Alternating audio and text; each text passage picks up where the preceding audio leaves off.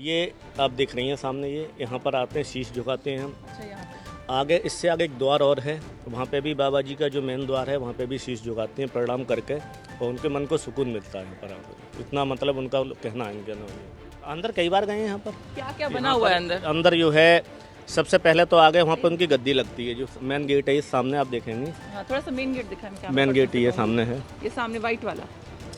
यहाँ पर इनकी एक सामने बिल्कुल गद्दी लगती है। हम माता श्री और वो बाबा जी दोनों बैठते हैं। भोले बाबा के आश्रम के बाहर इस वक्त मैं मौजूद हूँ और ये आश्रम कहाँ पड़ता है वो मैं आपको बता देती हूँ। ये है कासगंज, ये डिस्ट्रिक्ट पड़ती है, जिसके अंदर ये पटियाली तहसील है और उसके अंदर ये बहादुर नगर गांव के अंदर ये आश्रम है। अब इस आश्रम के बारे में हम थोड़ा सा जानने की कोशिश यहाँ पर कर रहे हैं कि क्या कुछ खास है। और सुनने में आया कि यहाँ पर बाबा 2014 से नहीं आए हैं, और लेकिन फिर भी यहाँ पर जो उनके अनुयायी कह सकते हैं, जो उनके भक्त हैं, वो हर मंगलवार को यहाँ पर आते हैं और हर मंगलवार को यहाँ पर काफ़ी कह सकते हैं तादाद में, यानी कि हज़ारों की संख्या में लोग यहाँ पर पहुँचते हैं। तो आइए यहाँ के जो स्थानीय पत्रकार हैं, जो अपना चैनल चलाते हैं, डिजिटल चैनल है इनका, तो इनसे हम बातचीत करते हैं, क्योंकि यहाँ पर ये 2014 से पहले से भी यहाँ पर पत्रकारिता कर रहे हैं और यहाँ पर आते भी रहते थे, तो यहाँ के बारे में ज़्यादा जानकारी रखते हैं। तो इनसे हम समझने की कोशिश करते हैं कि इसके बारे में यहाँ का क्या कुछ है। थोड़ा सा बताइए, अपना नाम बताइए सबसे पहले। मेरा नाम आमिर कुरैशी है। आमिर जी, आप बताइए, क्योंकि आप पहले यहाँ पे रिपोर्टिंग करने आते थे जब ये रनिंग था, अभी तो यहाँ पे बाबा जी ने, कैसा माहौल होता था, क्या होता था यहाँ पर? यहाँ पर काफ़ी भीड़ हुआ करती थी और यहाँ पर करीब 2-3 रास्ते हैं यहाँ पर आने के लिए। तो 4-4, 5-5 किलोमीटर के लिए वाहनों का मतलब जाम लग जाता था। वाहन इतने खड़े होते थे, बहुत बहुत राजस्थान से काफ़ी जगह जो दूर दूर से अनुयायी यहाँ पर आते थे।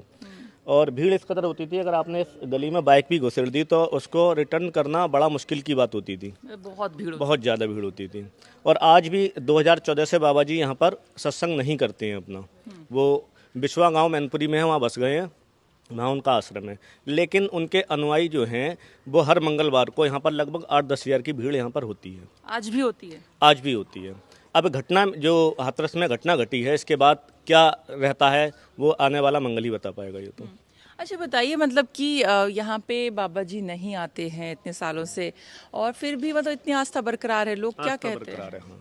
ये आप देख रही हैं सामने, ये यहाँ पर आते हैं, शीश झुकाते हैं हम। अच्छा, यहाँ पे आगे इससे आगे एक द्वार और है, वहाँ पे भी बाबा जी का जो मेन द्वार है वहाँ पे भी शीश झुकाते हैं प्रणाम करके, और उनके मन को सुकून मिलता है यहाँ पर आकर। इतना मतलब उनका कहना है इनके अनुयायियों का। सुकून मिलता है और इसलिए आते हैं दूर दूर से। यहाँ पे बहुत सारी चीजें लिखी हुई भी देख रहे हैं। एक तो यहाँ पे फोटो बनाना मना है, वीडियोग्राफी, ऐसा क्यों है, क्या कारण? अब इनके जो है सेवादार यहाँ पर रहते हैं, उनकी काफ़ी सख्ती रहती है। क्योंकि पहले दिन जो हाथरस की घटना घटी थी, हम भी यहाँ पर आए थे, मेरा कैमरा भी छीना था, जिसकी फुटेज मेरे पास वीडियो मौजूद है। अच्छा, मेरे पास से कैमरा छीना था मेरे साथियों से थोड़ा नोकझोंक भी होती रही थी यहाँ पर, फुटेज नहीं बनाने दे रहे थे, फिर भी मैं बना कर ले गया था कुछ यहाँ पर फुटेज। वीडियोग्राफी कहीं की नहीं करने देते, हमने सुना है वहाँ पर भी हादसा, वहाँ पे भी नहीं करने दी। जो चोरी छुपके से कर लेता था वही हो जाती थी बस। अच्छा, कोई विशेष कारण इसके पीछे समझ में आया अब आज तक आपको? यही है कि कुछ ना कुछ तो अनियमितताएं मिलेंगी जब वीडियो बनेगी। इतनी भीड़ और ये सारी चीज़ें, कोविड काल भी गुजर चुका था, उसके बीच भी इस तरीके से कार्यक्रम हुए थे। कोविड काल में भी हुए? जी। अच्छा, परमिशन भी मान लो अगर 50,000 की 80,000 की भीड़ की परमिशन मिली, वहाँ लाखों की संख्या में श्रद्धालु पहुँचते हैं, तो इसके लिए भी जवाबदेही बनता है ना, इसलिए थोड़ा सा। और भी हम यहाँ पे चीज़ें देख रहे हैं, थोड़ा सा बता सकते हैं ये जो आश्रम है और कितना बड़ा है, कितना? ये आश्रम जहाँ तक हमारा अनुमान है, करीब हमें आते आते यहाँ पर कई वर्ष हो गए, करीब 10 वर्षों से लगभग ज़्यादा हो गए यहाँ पर आते हुए। ये आश्रम करीब 20 बीघे में बना हुआ है इनका।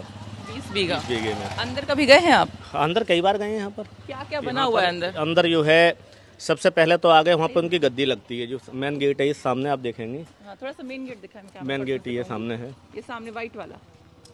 यहाँ पर इनकी एक सामने बिल्कुल गद्दी लगती है। हम माता श्री और वो बाबा जी दोनों बैठते हैं।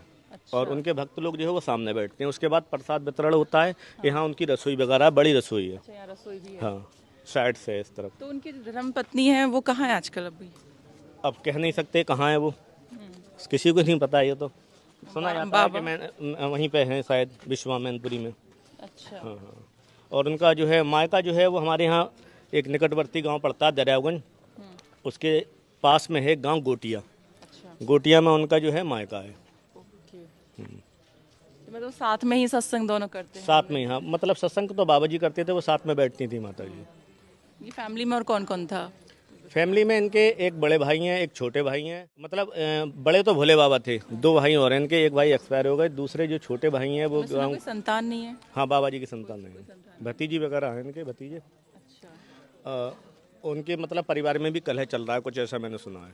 अच्छा। किसी से बातचीत नहीं होती है। और 2014 के बाद बाबा जी, जैसे जैसे कि हमने जानकारी ली थी, तो 2014 के बाद में बाबा जी सन 2023-24 मई को यहाँ पर उनका आना हुआ था। और नारायण साकार विश्व हरि के नाम से जो ट्रस्ट है, उन्होंने इसकी वसीयत ट्रस्ट के नाम की थी, पटियाली से।